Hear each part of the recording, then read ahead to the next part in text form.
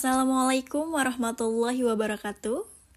Terima kasih kepada dosen pengampu Ibu Purwaningsih selaku pengampu mata kuliah Economics yang sudah berkenan untuk mendengarkan presentasi dari kami.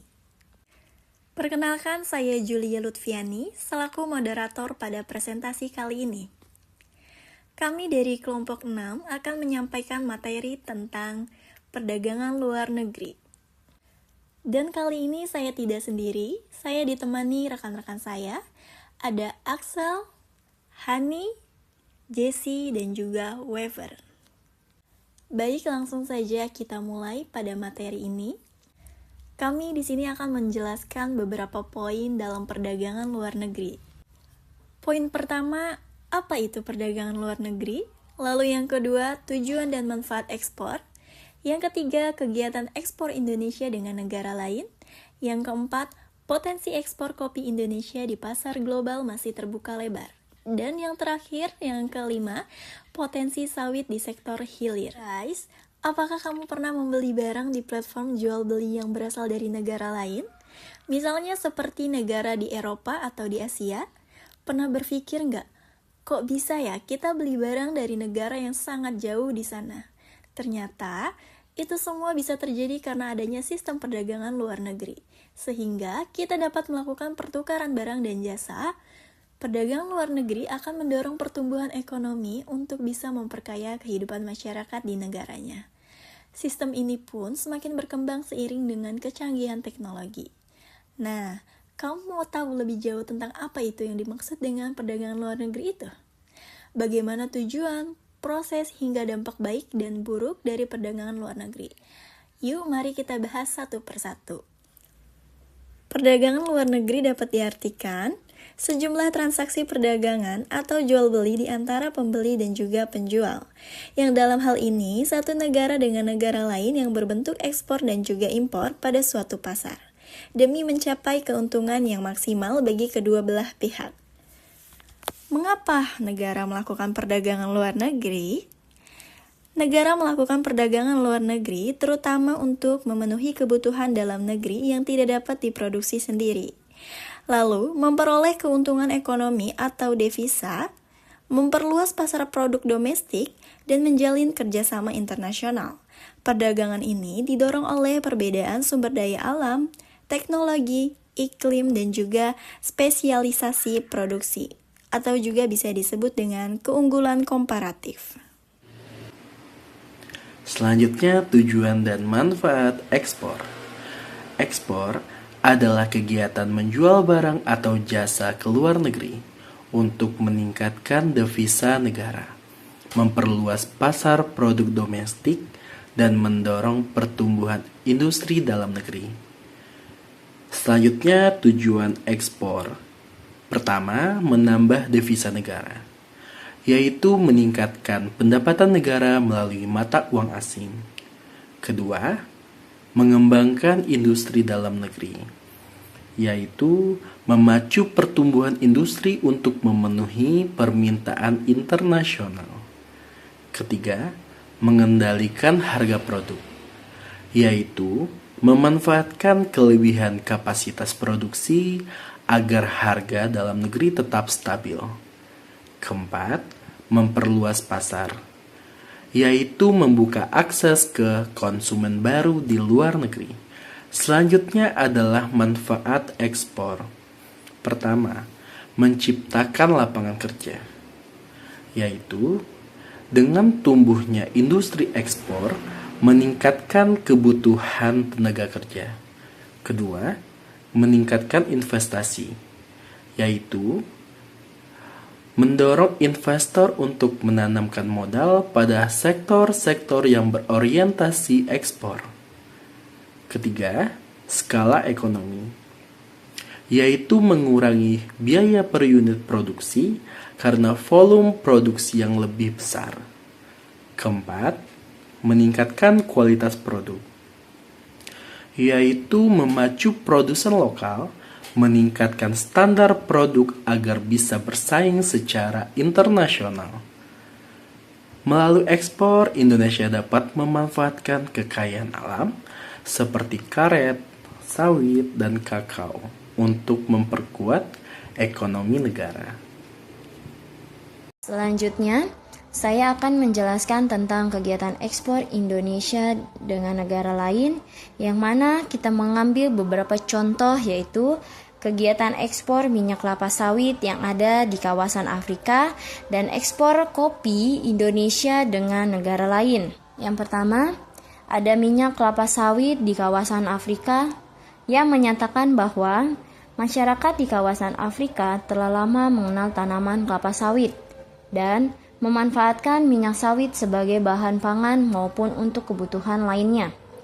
Dan kebiasaan masyarakat Afrika dalam mengonsumsi minyak sawit tercermin dari struktur konsumsi minyak nabati, yang dimana minyak sawit masih menjadi jenis minyak dengan tingkatan konsumsi tertinggi di wilayah tersebut. Dan selama periode tahun 2010 hingga 2023, volume ekspor minyak sawit Indonesia ke kawasan Afrika menunjukkan tren peningkatan. Pada tahun 2010, volume ekspor Indonesia mencapai sekitar 1,19 juta ton atau 27% dari total impor minyak nabati Afrika. Dan pada tahun 2023 juga, volume tersebut meningkat sangat signifikan menjadi 3,7 juta ton atau sekitar 61% dari total impor minyak sawit Afrika. Seperti yang tertulis pada PASPI Monitor 2024 dalam jurnal yang berjudul Minyak Sawit dalam Konsumsi Minyak Nabati Benua Afrika dan Inflasi bagi Indonesia, menyatakan bahwa kawasan Afrika memiliki potensi besar sebagai pasar berkembang yang sangat strategis untuk tujuan ekspor minyak sawit nasional. Saat ini, Indonesia terus melakukan diplomasi ekonomi dan perdagangan dengan negara-negara di kawasan Afrika guna untuk mengoptimalkan potensi ekspor minyak sawit tersebut. Yang kedua, ekspor kopi Indonesia terhadap negara lain, yaitu menyatakan bahwa Indonesia adalah salah satu produsen kopi terbesar di dunia dengan tujuan ekspor utama meliputi negara Amerika Serikat, Mesir, Jerman, masyarakat, dan Italia. Dan pada tahun 2024, ekspor kopi meningkat signifikan hingga 1,6 miliar US dollar, di mana Amerika Serikat memimpin sebagai pasar specialty terbesar. Sementara pasar non-tradisional seperti Mesir dan Rusia terus dikembangkan dengan kurang lebih 50 negara tujuan ekspor. Indonesia memperkuat posisinya sebagai pemain kunci kopi global, terutama meliputi pelabuhan utama seperti Panjang yang ada di Lampung dan Belawan yang ada di Sumatera Utara. Selanjutnya, potensi ekspor kopi Indonesia di pasar global masih terbuka lebar. Konsumsi kopi global diperkirakan bernilai USD 269,27 miliar pada tahun 2024 dan diproyeksikan meningkat menjadi USD 369,46 miliar pada 2030. Dengan pertumbuhan tahunan compound growth rate sebesar 5,3% selama 2025 sampai 2030, yang didorong oleh tingginya konsumsi kopi di seluruh dunia, Statista 2025.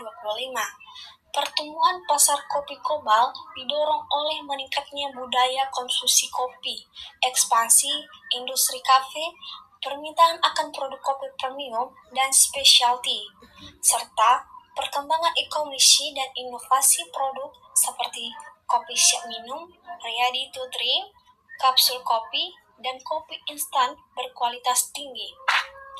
Tingginya permintaan kopi di pasar global juga dapat terlihat dari nilai impor kopi dunia yang cenderung meningkat sebesar 12,1% selama 5 tahun terakhir pada tahun 2020 sampai 2024.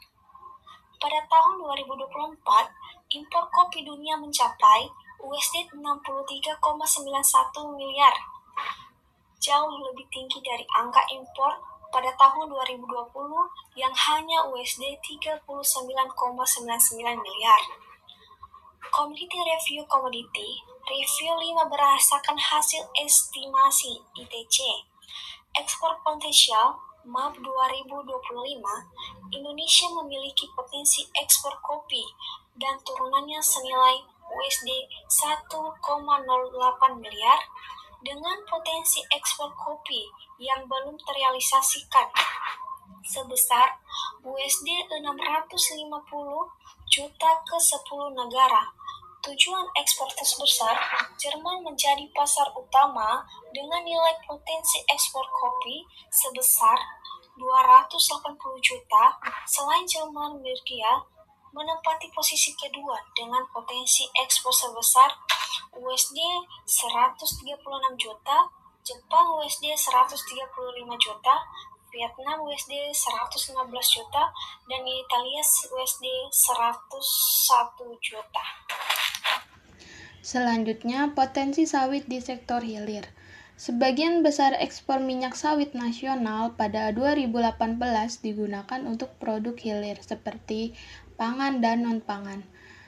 Hal ini jauh lebih besar daripada untuk bahan baku. Tren ini terus melonjak selama 5 tahun terakhir, sehingga mampu berkontribusi signifikan pada perolehan devisa. Menurut Menteri Perindustrian Airlangga Hartarto mengungkapkan sebanyak 81% dari ekspor minyak sawit digunakan untuk industri hilir dan sekitar 19% untuk bahan baku. Kementerian Perindustrian bersama pelaku industri berupaya mencari terobosan yang strategis untuk mendongkrak harga minyak sawit. Minyak sawit mentah, Crude Palm Oil atau CPO di pasar internasional melalui program hilirisasi industri kelapa sawit dan kebijakan mandatori biodiesel di dalam negeri.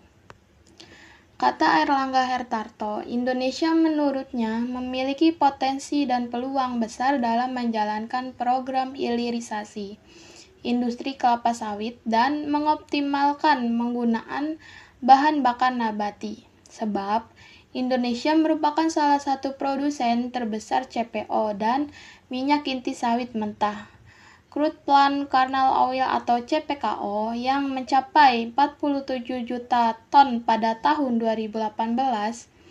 Lalu pertumbuhan produksi minyak sawit diperkirakan terus meningkat signifikan, di mana ekspor minyak sawit dan produk turunannya menyumbang devisa negara lebih dari 22 miliar US dollar per tahun.